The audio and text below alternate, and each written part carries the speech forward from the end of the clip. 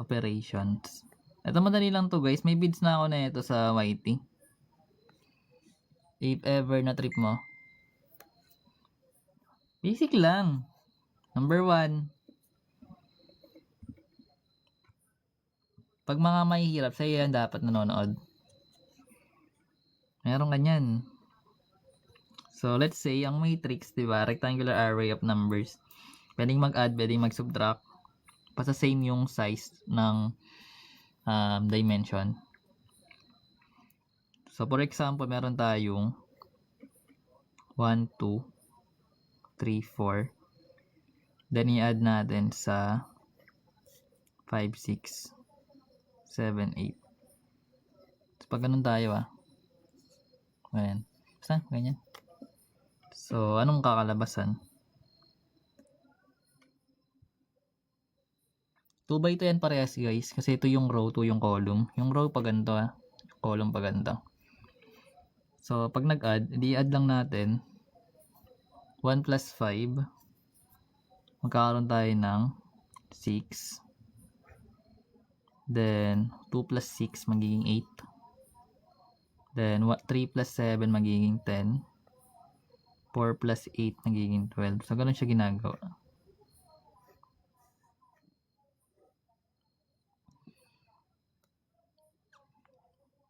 Alam mo yan, ikaw na yan Number 2. So, gets yan. Ay, hindi. Gawa tayo ng given. Pero wag, sige na nga. So, let's say, meron tayong A. Matrix A. Na 2, 4. 1, 5. Then, meron tayong matrix B. Na 3, 0. 2, 1. So, ngayon, perform natin yung number 1. Like, A plus B. Ano magiging sagot? Pag ganun siguro yung gagawin natin. Pag ganun. O pa column. Pa row na lang siguro. So, ganun pa rin guys. So, meron tayong 2 plus 3. Hindi magiging 5. That's correct. Then, 4 plus 0 magiging 4. Then, 1 plus 2 magiging 3. Then, 5 plus 1 magiging 6. So, ito yung magiging sagot.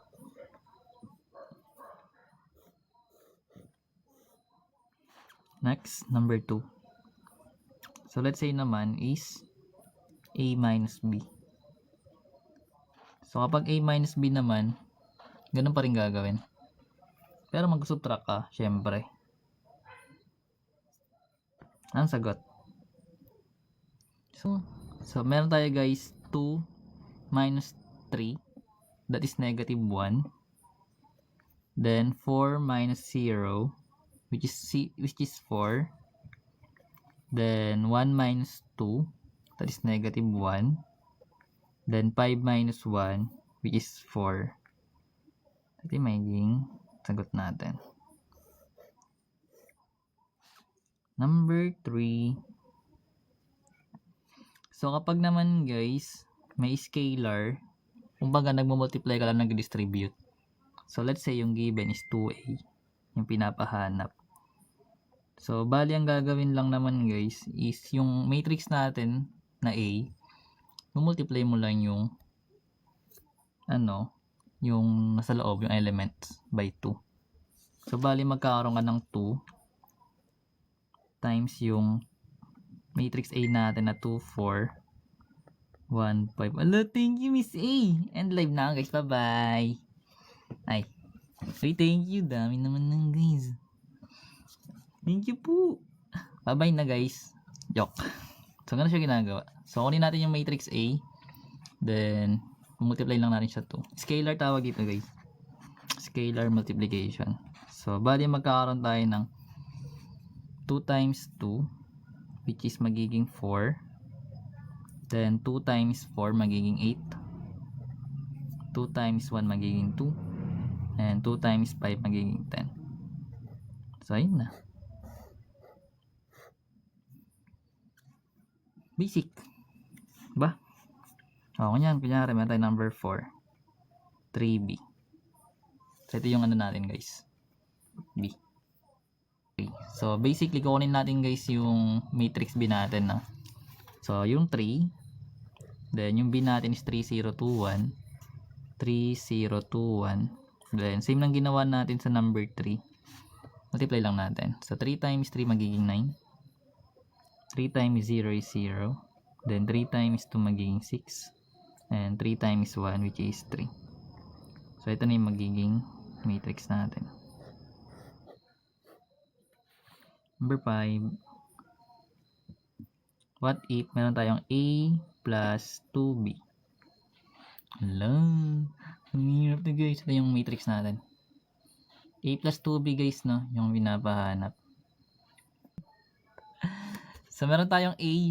Copy lang natin.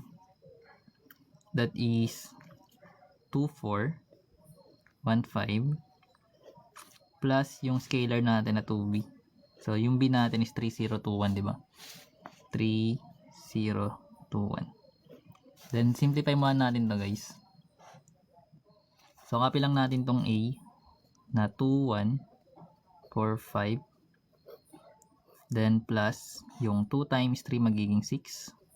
2 times 0 magiging 0. 2 times 2 magiging 4. 2 times 1 magiging 2.